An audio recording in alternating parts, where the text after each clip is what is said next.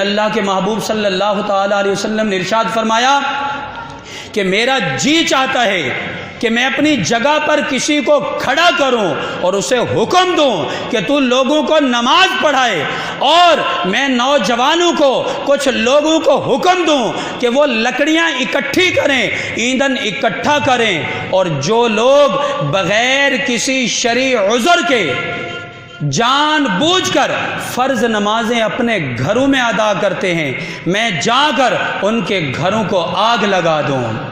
اب یہ کون ارشاد فرما رہے ہیں؟ رحمت للعالمین نبی ارشاد فرما رہے ہیں، جنہیں اللہ تبارک و تعالی نے سراپا رحمت بنا کر بھیجا، لیکن جب نماز کی باری آئی تو اللہ کے محبوب صلی اللہ تعالی علیہ وسلم نے ارشاد فرمایا کہ میرا جی چاہتا ہے کہ جو لوگ بغیر کسی شرعی عذر کے اپنی نمازوں کو